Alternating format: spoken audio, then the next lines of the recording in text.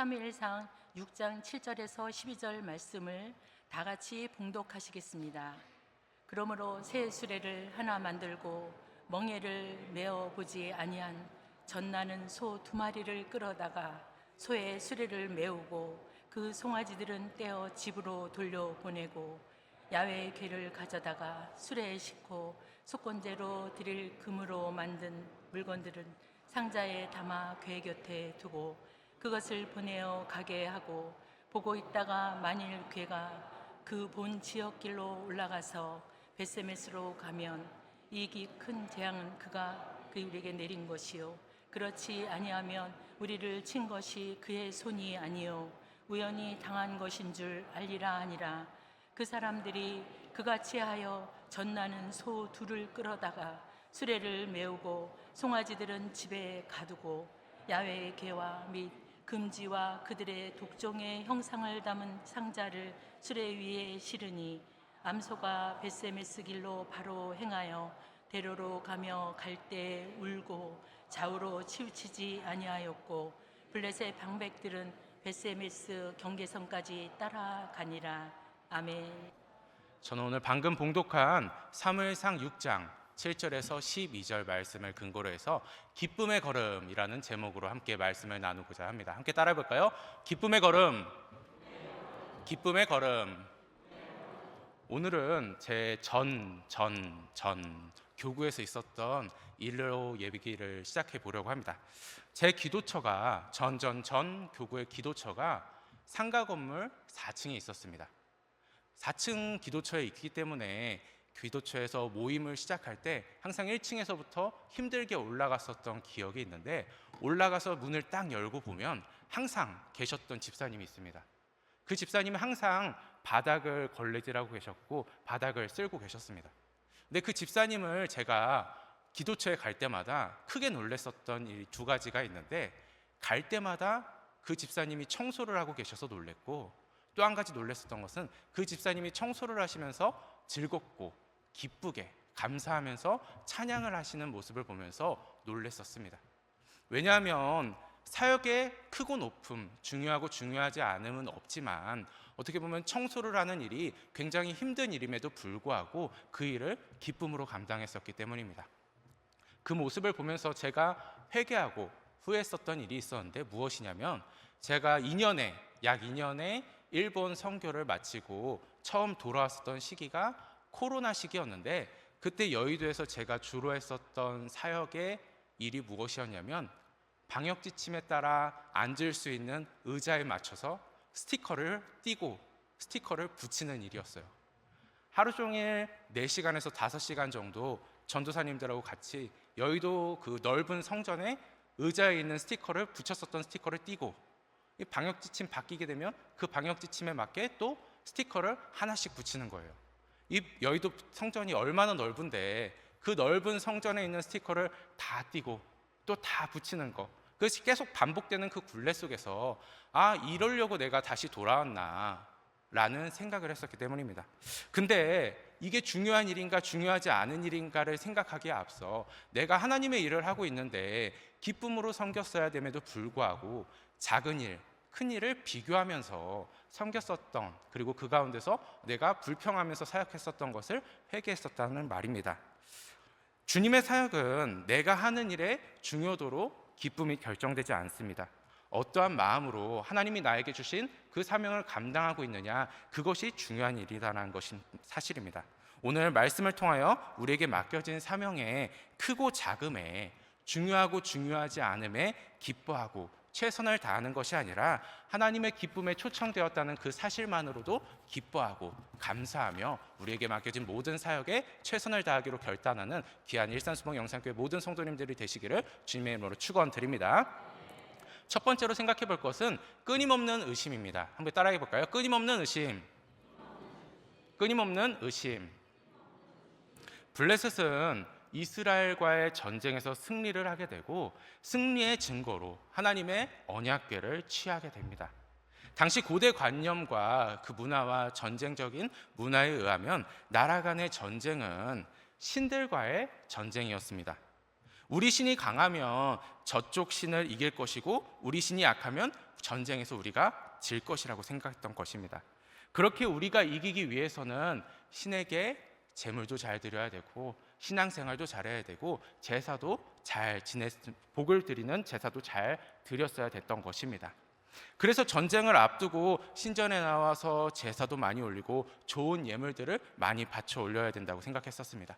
그리고 그 전쟁에서 이기게 되면 신의 힘으로 이겼기 때문에 그 상대방의 신의 물건들을 가져오거나 성물들을 탈취하여서 자신의 신 앞에다가 가져다 두는 것이 당시 나라 간의 전쟁을 이해하는 그들의 문화였었던 것입니다.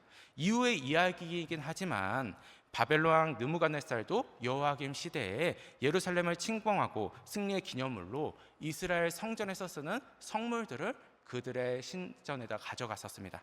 다니엘서 1장 1절에서 2절입니다. 유다왕 여호야김이 다스린 지 제3년이 되는 해에 바벨론 왕 느부갓네살이 예루살렘에 이르러 성을 에워쌌더니 주께서 유다 왕 하나님의 정 그릇 얼마를 그의 손에 넘기심에 그가 그것을 가지고 신할 땅 자기 신들의 신전에 가져다가 그 신들의 보물 창고에 두었더라. 오늘 본문 앞장에서 블레셋은 이스라엘과의 전쟁에서 승리를 하게 됩니다. 그리고 그 승리의 전유물로 하나님의 궤를 자신들의 신인 다곤 신상 곁에 두었습니다. 그런데 그 승리의 전유물이 블레셋 안에서 문제를 일으키게 됩니다. 그 문제를 3상 5정을 통해서 우리가 알 수 있습니다. 사무엘상 5장 3절에서 4절입니다. 아스돗 사람이 이튿날 일찍이 일어나 본즉 다곤이 야훼의 궤 앞에서 엎드려져 그 얼굴이 땅에 닿았는지라 그들이 다곤을 일으켜 다시 그 자리에 세웠더니 그 이튿날 아침에 그들이 일찍이 일어나 본즉 다곤이 야훼의 궤 앞에서 또다시 엎드려져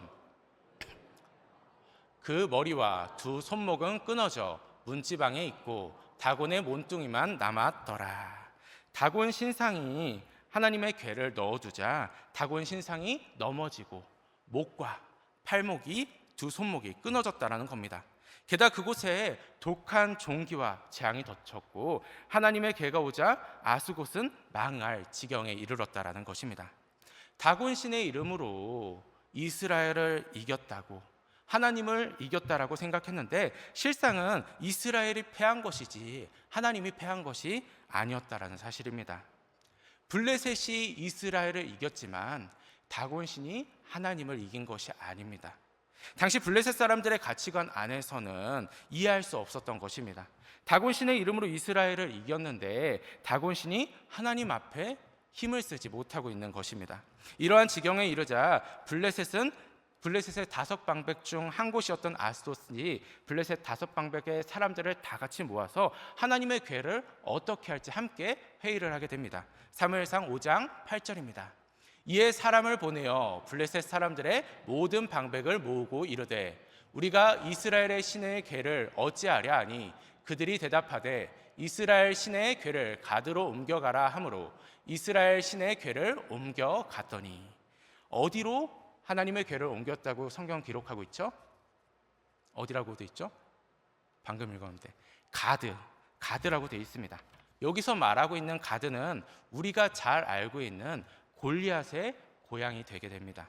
하여튼 가드로 하나님의 궤를 옮기게 되지만 그곳에서도 여전히 독한 종기와 재앙으로 인해서 가드 사람들이 또 이어서 고통을 받게 됩니다. 블레셋 방백들은 폭탄 돌려 맞기식으로 하나님의 궤를 계속해서 옮겨가게 됩니다. 그래서 이번에는 또 에글론으로 보내려고 합니다. 그러나 그들은 그때 깨닫게 됩니다.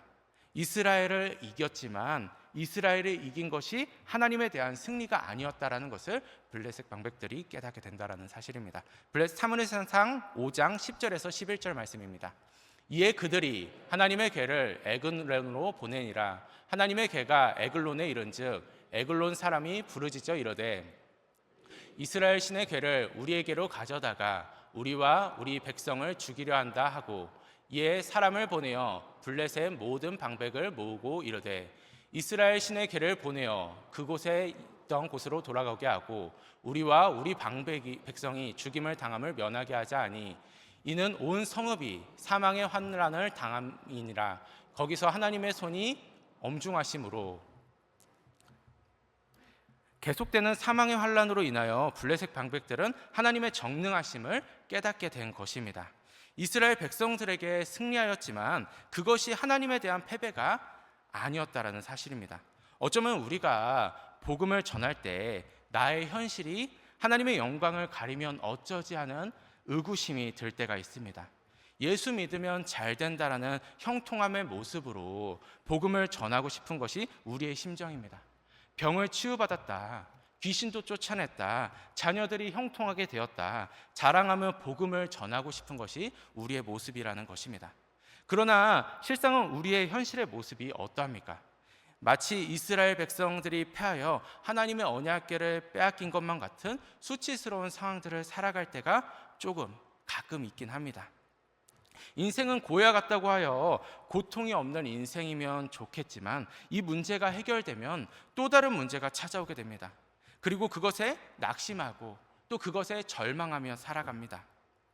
어쩌면 이것이 우리가 살아가는 그 현실존의 문제인 것 같습니다.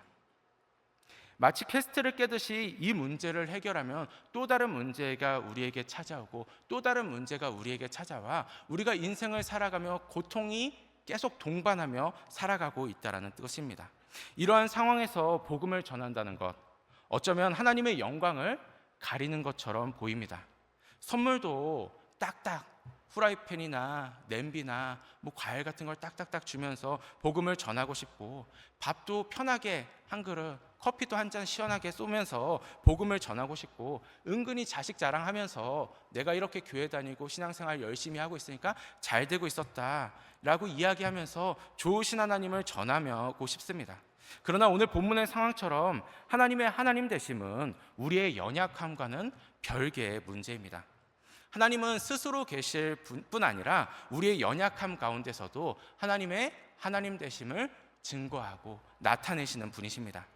또한 복음은 영혼이 잘 되고 범사가 잘 되고 강건하게 하는 좋으신 하나님의 소식이지만, 우리를 위해 이 땅에 오신 예수 그리스도 한 분만으로도 복음의 능력은 충분합니다. 하나님이 우리에게 사랑하는 자녀를 보내주셨다는 그 사실 하나만으로도 우리는 기뻐하고 감사하고 순종하며 살아갈 수 있다는 것입니다. 절망 속에서도 천국을 품을 수 있는 소망의 능력이 우리 안에 예수 그리스도로 말미암아 샘솟듯이 넘쳐나고 있다는 사실입니다. 지금의 현실이 연약할지라도 하나님은 분명히 우리를 형통하게 하실 분이십니다. 문제를 해결해 주실 분이십니다. 강건하게 하실 것입니다. 이것은 명확한 하나님의 약속입니다. 그렇게 믿음의 주요 온전케 하신 주님을 바라보는 것입니다. 작년 표 말씀인 베드로전서 3장 15절 말씀입니다. 너희 마음에 그리스도를 주로 삼아 거룩하게 하고 너희 속에 있는 소망에 관한 이유를 묻는 자에게는 대답할 것을 항상 준비하되 온유와 두려움으로 하고. 세상과 다른 가치로 살아가며 절망 속에서도 하나님을 나타내는 우리가 바로 복음에 합당한 삶입니다. 소망의 이유가 되신 예수 그리스도를 나타내고 그로 만족하는 삶입니다. 하나님의 하나님 되심은 우리의 어떠함에 종속되지 않습니다. 블레셋 백성들이 하나님의 존재를 부정하고 싶고 끊임없이 의심하고 있었던 것처럼 세상 사람들은 어떻게 보면 세상의 가치로 우리의 삶을 판단하고 잣대지을 수 있지만, 우리는 하나님의 자녀로서 그러한 가치로 살아가는 것이 아니라, 세상의 가치 속에 묻어져 살아가는 것이 아니라 예수 이름으로, 예수님이 주시는 구원의 기쁨으로 살아가게 되는 것입니다. 끊임없이 의심하고 조롱하는 세상 속에서도 하나님의 형상을 온전히 나타내며 하나님의 하나님 되심을 증명하며 살아가는 일산수목 영상교회 모든 성도님들이 되시기를 주님의 이름으로 축원드립니다. 아멘. 두 번째로 생각해 볼 것은 하나님의 일하심입니다. 함께 따라해 볼까요? 하나님의 일하심. 하나님의 일하심. 블레셋 방백은 하나님의 하나님 되심을 깨닫게 되고 하나님의 언약궤를 계속 가지고 있을 수 없음을 인정하게 됩니다. 그런데 그들은 하나님의 언약궤를 이스라엘 백성들에게 다시 돌려보낼 때 끝까지 인정하기 싫어서 한 가지 궤를 내게 됩니다. 어떠한 궤를 내게 되냐면, 절대 이루어질 수 없을 것만 같은 방법으로 하나님의 궤를 원래 있었던 자리로 돌려보내고자 하는 것입니다. 오늘 본문 7절에서 9절 말씀입니다. 그러므로 새 수레를 하나 만들고 멍에를 메어보지 아니한 전 나는 소 2마리를 끌어다가 소의 수레를 메우고 그 송아지들은 떼어 집으로 돌려보내고 괴를 가져다가 수레에 싣고 속건제를 드릴 금으로 만든 물건들은 상자에 담아 개 곁에 두고 그것을 보내어 가게 하고 보고 있다가 만일 괴가 그 본 지역 길로 올라가서 벳세메스로 가면 이 큰 재앙은 그가 우리에게 내린 것이요 그렇지 아니하면 우리를 친 것이 그의 손이 아니요 우연히 당한 것인 줄 알리라 하니라.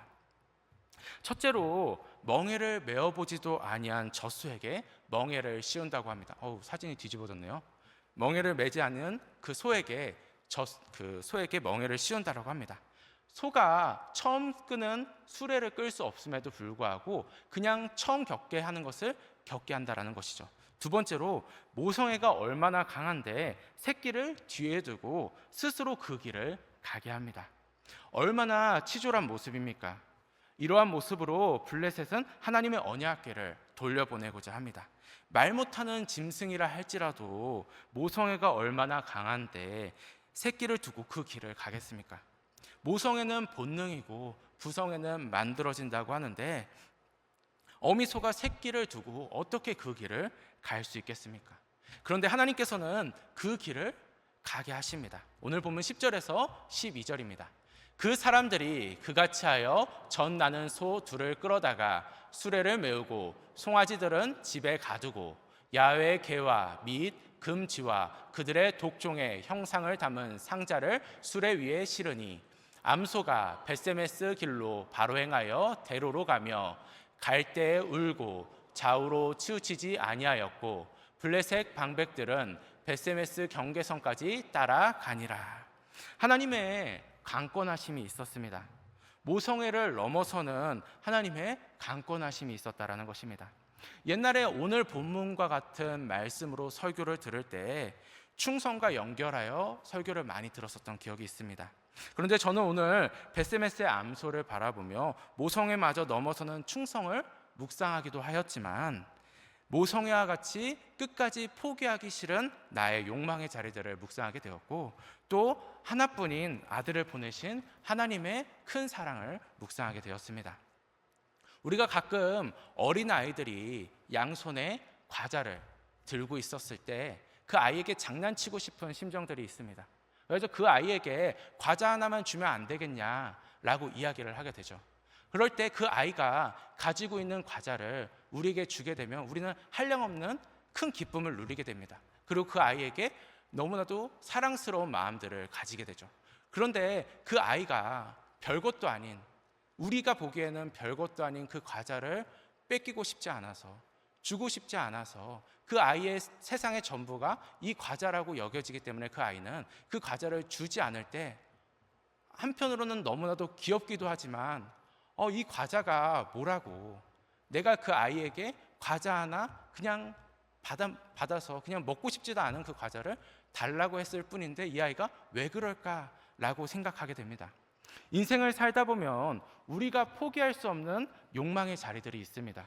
그래서 오늘 본문과 같이 자녀가 될 수 있고 재물이 될 수 있고 건강이 될 수 있고 관계가 될 수 있고 그러나 그것이 진정한 하나님 사랑보다 크지 않음에도 불구하고 그것이 우리의 인생에 너무나도 커 보이고 이 아이가 잡고 있는 그 과자처럼 내 손에 쥔 것을 놓치기 싫어서 그것을 하나님보다 더 우선시하며 살아갈 때가 참으로 많습니다. 자녀가 중요하지 않다고 이야기 드리는 것이 아니고 물질이 중요하지 않다고 이야기 드리는 것이 아니고 건강이 중요하지 않다고 이야기하는 것이 아니고 하나님의 자녀로서 우리가 물질도 하나님께 맡기며 살아가고 건강도 하나님께 맡기며 살아가고 자녀도 하나님께 맡기며 살아가야 함에도 불구하고 그것에 얽매이며 그것이 내가 가지고 있는 전부인 양 살아가고 있지 않느냐라고 여쭤보는 것입니다. 하나님은 우리를 위해 하나님의 하나밖에 없는 그 아들을 독생자를 보내주셨습니다. 그 사랑이 우리를 이 자리에 설 수 있게 하는 것인데, 그것이 당장 내 피부에 와닿지 않고 와닿지 않는다고 뒷전으로 내어놓고 있지는 않습니까? 하나님은 우리에게 하나뿐인 독생자 예수 그리스도를 보내주셨습니다. 하나님은 우리에게 복을 주시는 좋으신 분이십니다. 우리 어른들이 아이에게 그 과자 하나를 달라고 할 때 그 과자 하나를 뺏어 먹어서 그 아이를 울리려고 과자를 달라고 하는 것이 아닙니다. 결코 자녀를 포기하거나 건강을 포기하거나 그 재물을 포기하라고 말씀하시지 않지만, 그것이 하나님보다 더 우선시 되어서는 안 된다라는 것입니다. 다들 하나씩 가지고 계셨겠지만, 아이를 가지게 되면 초음파 사진들을 많이 찍게 되어서 그 초음파 사진을 모아놓는 앨범을 만들게 됩니다. 저도 최근에 초음파 사진들을 모아서 아내랑 같이 앨범을 이쁘게 막 꾸몄어요. 그 초음파 사진에다가 요즘에는 펜으로 글씨도 쓸 수 있게 하더라고요. 그래가지고 만복인데 태명이 만복이가 이렇게 컸으면 좋겠다라고 하면서 하나 둘 셋 넷 막 20가지를 적었어요. 눈밑도 평평하고 애교살이 있으면 좋겠고, 눈썹도 진하고 머리숱은 많지만 몸에 털은 좀 적었으면 좋겠고, 코는 오똑하고 이는 고르고 피부는 하얗고 얼굴도 뽀얘가지고 너무 귀엽게 생기고 예체능도 잘하고 공부도 잘하고 성실하고 인기도 많고 그랬으면 좋겠다라고 다 적으면서 맨 마지막에 믿음 생활 잘했으면 좋겠다라고 적더라고요. 지금은 남아로 확정되어서 이름을 못 정하고 있는데, 맨 처음에 여아가 됐었을 때 주아라고 해서 주님의 아이로 키우고자 말은 하고 있지만, 실상은 우리 안에 세상의 욕망으로 그 아이를 이렇게 됐으면 좋겠다라는 그러한 바램들이 있었다라는 것입니다. 회개했습니다. 그리고 제일 먼저 이 아이를 위해서 기도할 때 믿음 생활 잘하는 하나님의 자녀가 됐으면 좋겠다라는 마음으로 이제 기도를 바꾸고 있습니다. 어느 부부도 자녀 마음에 힘든 일을 시키지 않기에 오늘 우리 하늘 아버지도 우리의 마음에 상할 일들을 원하지는 않는 게 분명합니다. 우리의 좋으신 아버지가 되시는 주님이 우리가 갈등하며 결단하는 것을 원하지 아니하실 것입니다. 그러나 그렇다고 하여서 우리가 하나님보다 다른 것을 더 우선시하여서는 안 되는 것입니다. 이해하시겠지, 괜찮을 거야, 괜찮겠지, 괜찮았잖아가 아니고, 힘들고 어려운 그 상황 가운데서도 하나님의 마음을 깨닫고 믿음의 주요 온전케 하시는 주님을 바라보며 믿음의 길을 걸어가는 것을 주님이 기뻐하실 것이라는 사실입니다. 바라옵기는 사랑하는 일산순복 영상교회 모든 성도님들은 하나님이 알아서 하시겠지라는 마음으로 뒷짐지고 멀리서 그냥 동네 산불 구경하듯이 바라보며 신앙생활하는 것이 아니라, 하나님의 기쁨이 되기 위해서, 하나님의 기쁨이 되기 위하여서 작은 결단과 작은 걸음들을 걸어가시는 믿음의 성도님들이 되시기를 주님의 이름으로 축원드립니다. 주님께 맡기면서 그 걸음들을 걸어가신다면 주님께서 그 걸음들을 통하여서 분명히 일하실 것입니다. 주님은 우리의 작은 걸음들이 합력하여 선을 이루는 것을 이루실 것입니다. 믿음의 결단 위에 주님께서 역사하시는 순간순간들을 경험하시는 일산순복 영상교회 모든 성도님들이 되시기를 주님의 이름으로 축원드립니다. 마지막 세 번째로 생각해 볼 것은 기쁨의 걸음입니다. 함께 따라해 볼까요? 기쁨의 걸음. 기쁨의 걸음. 오늘 본문에서 벳세메스로 가는 그 암소가 주로 등장하고 있다고 해서 벳세메스의 암소가 이 오늘 본문 말씀의 주인공이 아닙니다. 강권하여 하나님의 이루시는 하나님이 바로 주인공이십니다. 그러나 하나님은 앞서 말씀드렸었던 것처럼 우리와 함께 동역하기를 원하시는 분이십니다. 마태복음 11장 29절에서 30절 말씀입니다. 나는 마음이 온유하고 겸손하니 나의 멍에를 메고 내게 배우라. 그리하면 너희 마음에 쉼을 얻으리니 이는 내 멍에는 쉽고 내 짐은 가벼우니라 하시니라. 멍에는 소가 밭을 갈 때 매는 것인데 그것을 멍에라고 얘기합니다. 그런데 여기서 말하고 있는 멍에는 결코 홀로 메고 가는 것이 아닙니다. 페어입니다. 둘이 한 쌍으로서 함께 메고 가는 것이 바로 멍에입니다. 그래서 이스라엘에서는 아이소에게 일을 가르칠 때 어미소와 먼저 함께 그 멍에를 메게 합니다. 이것처럼 예수님이 나의 명예를 메라 라고 얘기하는 것은 우리가 열심히 내 힘으로 매는 것이 아니라 예수님이 걸어가신 그 길을 따라가는 것입니다. 뒤따라가는 것입니다. 그래서 예수님도 나의 멍에를 메고 나에게 와서 배우라라고 말씀하신 것입니다. 이제는 나 홀로 애쓰면서 나아가는 수고로움의 모든 짐을 다 내려놓고 주님과 함께 한 걸음 한 걸음, 주님이 걸어가신 길을 한 걸음 한 걸음 함께 걸어가는 것입니다. 즉 하나님께서 모든 일을 홀로 할 수 있으심에도 불구하고 우리와 함께 동역하기 원하시고 바라신다라는 것입니다. 홀로 모든 것을 이룰 수 있음에도 불구하고 우리와 함께 그 길을 걸어가고자 하는 그 이유는 그 길에 기쁨이 있기 때문입니다. 요한복음 2장에 무슨 이야기가 나오고 있는지 다들 아시죠? 물이 변하여 포도주가 됐네. 가나의 혼인잔치의 이야기가 있습니다. 그 혼인잔치에 예수님이 물을 포도주로 변화시켜서 많은 이들에게 값지고 맛있는 포도주를 마시게 하였습니다. 그런데 그곳에서 포도주를 마신 사람들은 그 포도주의 그 좋은 맛만 알 뿐이고 그 포도주가 어떻게 변화됐는지는 아무도 몰랐습니다. 그 포도주가 변화된 것을 깨달은 자들은 오직 제자들과 하인뿐이었습니다. 요한복음 2장 7절에서 11절 말씀입니다. 예수께서 그들에게 이르시되 항아리에 물을 채우라 하신즉 아기까지 채우니 이제는 떠서 연회장에게 갖다 주라 하시매 갖다 주었더니 연회장은 물로 된 포도주를 맛보고도 어디서 났는지 알지 못하되 물 떠온 하인들은 알더라. 연회장이 신랑을 불러 말하되 먼저 좋은 포도주를 내고 취한 후에 낮은 것을 내거늘 그대는 지금까지 좋은 포도주를 주었도다 하니라. 예수께서 이 첫 표적을 갈릴리 가나에서 행하여 그의 영광을 나타내심에 제자들이 그를 믿으니라. 포도주 맛에 취하는 인생, 포도주 맛에만 취하는 인생이 될 것입니까? 아니면 변화된 포도주를 바라보고 물을 포도주로 바꾸는 것을 경험하며 살아갈 것입니까? 그냥 단순히 형통하게 되는 것, 단순히 건강하게 살아가는 것, 단순히 재정적인 어려움 없이 살아가는 것, 그것으로 만족하는 삶을 살 것입니까? 하나님께서는 우리에게 단순히 맛있는 포도주만 주기 원하시는 분이 아니라 그 포도주를 바꾸는 일에 함께 동역하기를 바라시는 것입니다. 동참하기를 원하시는 것입니다. 주어진 포도주만 마시는 것에 만족하는 인생이 아니라 주님과 함께 그 역사에 동참하는 것입니다. 베스웨메스의 암소처럼 강권적으로 주님을 따르는 것이 아니라 주님의 기쁨의 자리에 자발적으로 동참하는 것입니다. 작은 두랩돈이라도, 작은 손길이라도, 어려운 결단이라도 주님의 마음을 알기에, 주님의 기쁨을 알기에 주님의 기쁨의 자리에 적극적으로 동참하는 것입니다. 그것이 하나님의 마음을 아는 자의 동참입니다. 때로는 그 일이 내 욕망을 죽이는 속상한 일이 될 수도 있지만 그 속에 주님이 주시는 또 다른 한량없는 기쁨이 있기에 그 기쁨의 자리, 기쁨으로 동참하는 것입니다. 어렵지만 그와 비견할 수 없는 한량없는 기쁨이 있다는 사실을 잊지 않으시길 소망합니다. 주님의 마음으로 주님께서 맡겨주신 믿음의 길을 기쁨으로 행복하게 걸어가는 일상순복 영상교회 모든 성도님들이 되시기를 주님의 이름으로 축원드립니다.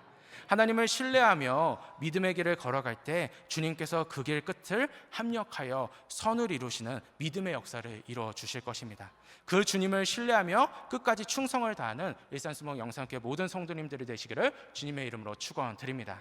사랑하는 성도 여러분, 인생을 살다 보면 오늘 말씀과 같이 세상 앞에 패한 것만 같은, 자랑할 것이 없는 것만 같은 수치스러운 상황에 처할 때가 있습니다. 그러나 그럴 때라도 우리가 자랑할 것은 오직 예수뿐입니다. 그분을 바라보며 의지할 때 마른 나무와 같은 우리의 인생이 주의 성령으로 불타오르게 될 것이고 마른 뼈와 같은 인생에 생기가 넘쳐나게 될 줄 믿습니다. 그분이 우리와 함께 동참하기 원하십니다. 베세메스의 암소와 같이 끌려가는 순종이 아니라 주님의 기쁨을 알기에 기쁨의 자리, 그 길을 기쁨으로 걸어가는 것입니다. 그분의 마음을 깊이 알아 그분의 기쁨에 맡겨진 믿음의 길, 주와 함께 기쁨으로 동참하시는 일산순복음 영상교회 모든 성도님들이 되시기를 주님의 이름으로 축원드립니다. 이 시간 말씀을 생각하시면서 잠시 묵상으로 기도해 주시기 바랍니다. 오늘 저희 교회에 처음으로 나오신 분이 계십니까? 처음 교회에 나온 분이 계십니까? 여러분들은 만세 전에 하나님께서 나는 내 사랑하는 아들이다, 딸이다라고 지정하여 불러주시고 택하여 주신 하나님의 귀한 자녀들입니다. 그리고 그 하나님께서는 우리를 불러주셨을 때 결코 우리가 낭망할 길을 걸어가도록 허락하시는 분이 아니십니다. 하나님의 그 기쁨을 우리가 모두가 깨닫고 그리고 그 기쁨의 자리 우리 모두가 다 함께 동참하며 걸어가는 모든 성도님들이 되시길 주님의 축원드립니다. 오늘 이 시간 제가 하는 기도를 함께 따라 하실 때 우리가 하는 이 기도는 단순히 입술로 고백하는 것이 아니라 하나님이 기쁨을 깨달은 자, 하나님의 그 사랑을 깨달았을 때 이 입술의 고백이 진정 하나님을 향한 결단의 고백문이 될 줄 믿습니다. 이 시간 함께 제가 하는 기도를 따라해 주시기 바랍니다. 하나님 아버지, 저는 죄인입니다. 어디에서 와서 왜 살며 어디로 가는지 알지 못하고 방황하며 살았습니다. 저의 죄를 위하여 십자가에서 죽으시고 부활하신 예수님을 제 구주로 모셔드립니다. 저는 하나님의 자녀가 되었습니다. 지금부터 영원토록 주님과 함께 살겠습니다. 예수님의 이름으로 기도드립니다. 아멘. 여러분 진심으로 축복하고 환영합니다. 우리 시간 함께 찬양하도록 하겠습니다.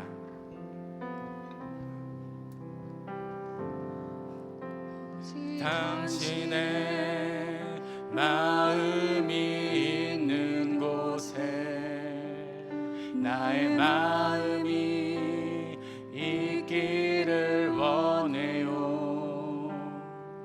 아버지, 당신의 눈물이 고인 곳에 나의 눈물이 고이길 원해요.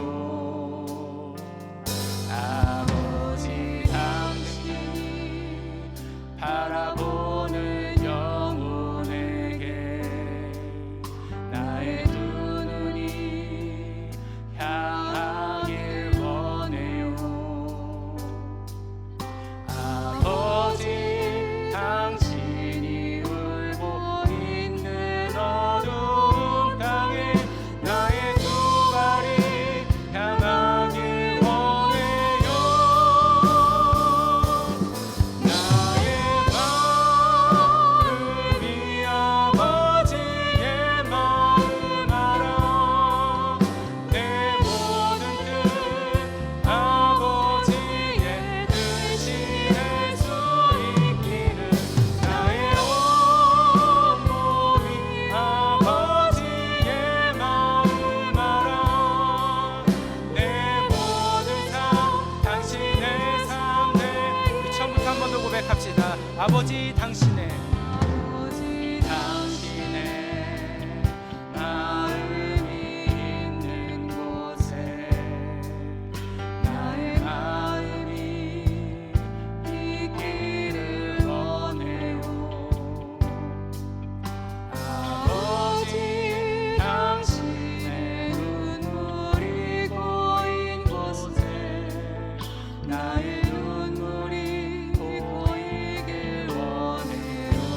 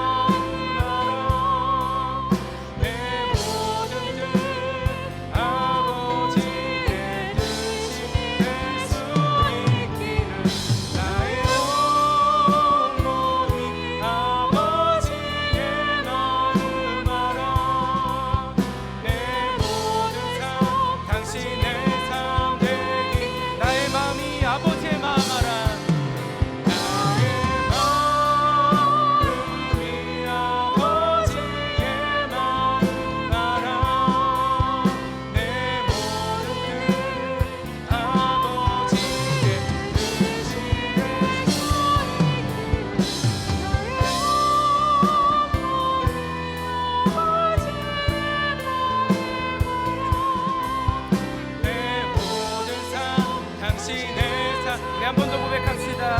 나의 마음이 아버지의 마음 알아.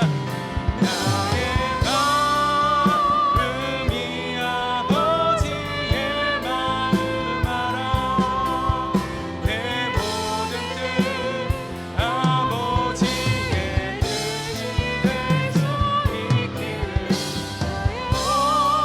온몸이 아버지의 마음 알아.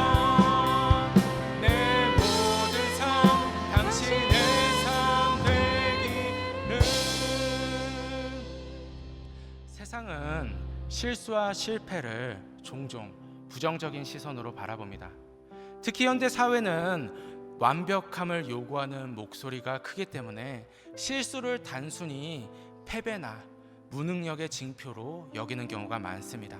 그래서 실수할 때, 낮아질 때, 수치스러울 때, 연약할 때 우리는 하나님의 부재를 느끼곤 합니다.